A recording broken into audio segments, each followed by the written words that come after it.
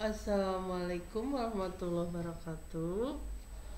Pada kesempatan ini kita akan membahas tentang pertemuan pertama, yaitu konsep dasar rangkaian listrik ya.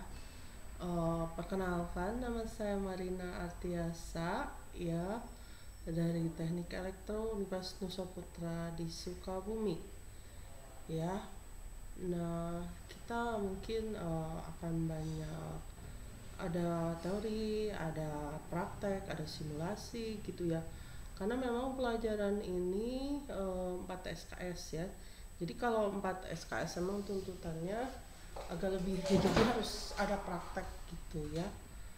Gitu. Iya, cek ya, masuk udah 53 detik nih ya.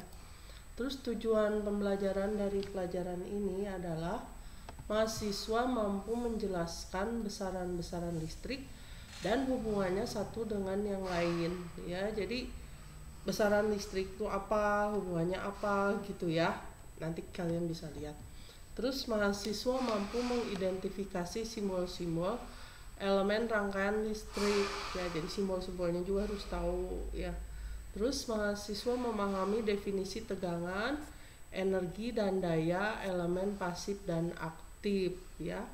Jadi ini nyambung seperti yang Piranti kemarin sedikit ya komponen-komponen pasif dan aktif. Terus mahasiswa memahami dasar dan konsep analisis rangkaian secara umum ya. Nanti ibu share juga buku-bukunya ya yang berhubungan supaya kalian belajarnya lebih panjang ya. Karena kalau kita belajar teori melulu, hitungan-hitungan memang agak jenuh ya, tapi kalian harus sisihkan waktu untuk belajar sendiri di rumah ya, ngotret 1 jam aja sehari ya. Jadi dasar-dasar dan konsep-konsep dalam rangkaian listrik ini banyak ya, mulai dari yang paling sederhana hingga yang lebih sulit. Nah, kalian nanti bisa praktek di Proteus, untung udah bisa Proteus ya.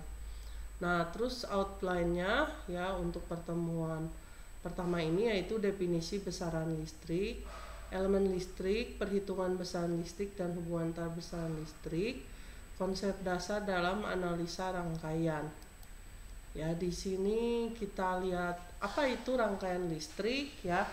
Jadi rangkaian listrik itu terdiri dari 2 kata ya, rangkaian sama listrik ya. Jadi listrik ya, tapi dia dalam rangkaian ya.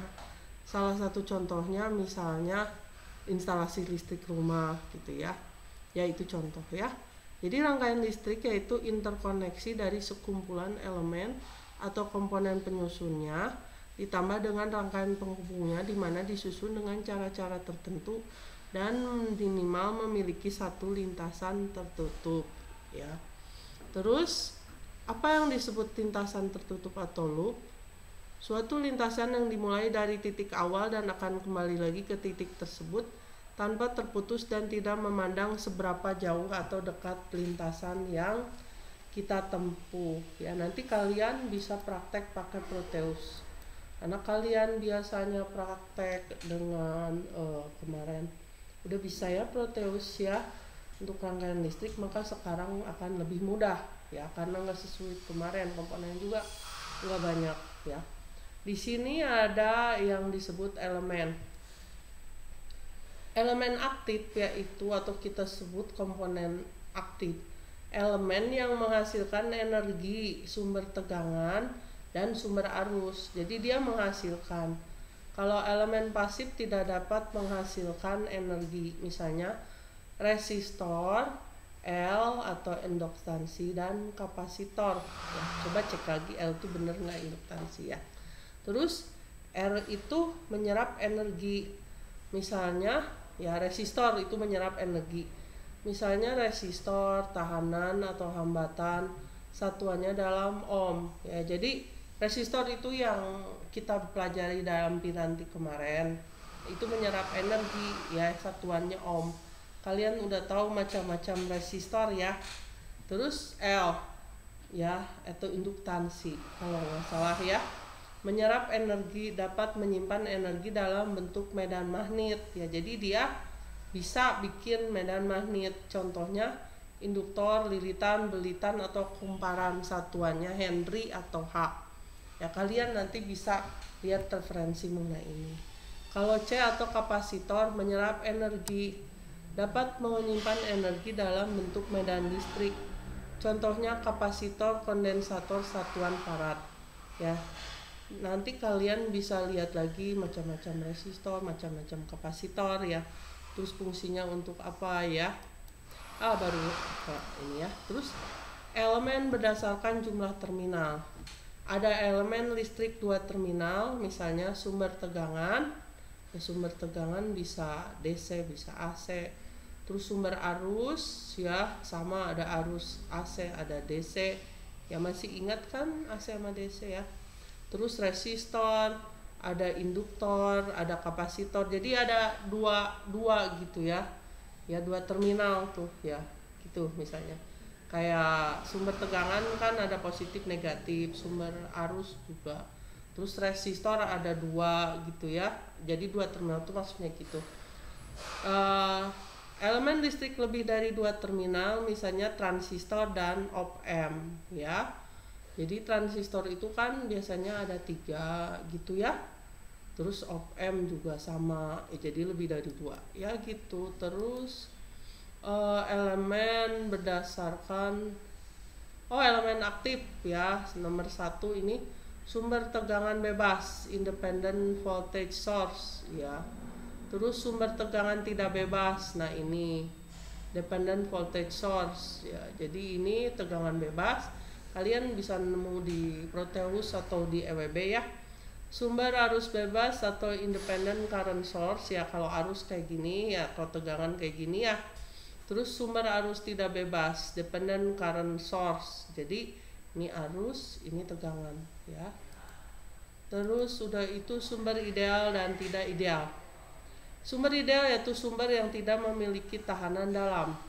Sumber tidak ideal mempunyai tahanan dalam. Ya, perbedaannya seperti gini. Jadi ini sumber ideal, ini tidak memiliki tahanan dalam.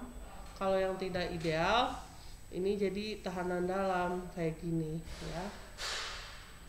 Ya, nanti kalian bisa coba. Terus arus listrik, simbolnya yaitu I ya. Dari kata Prancis intensite, I kecil untuk fungsi waktu dari I besar untuk nilai sesat. Satuannya dalam ampere ya.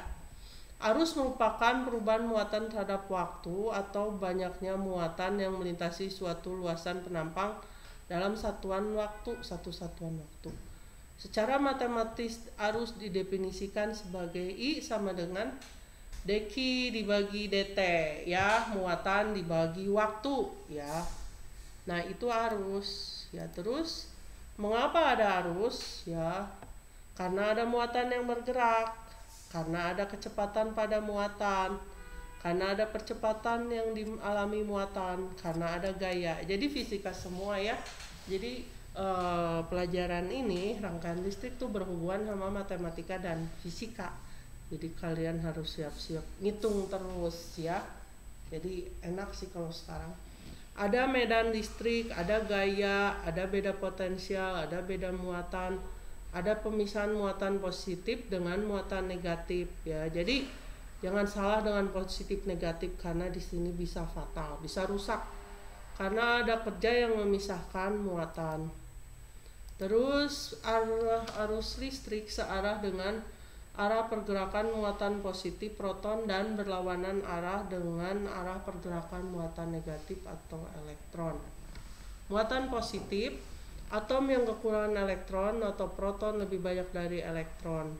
Muatan negatif, atom kelebihan elektron.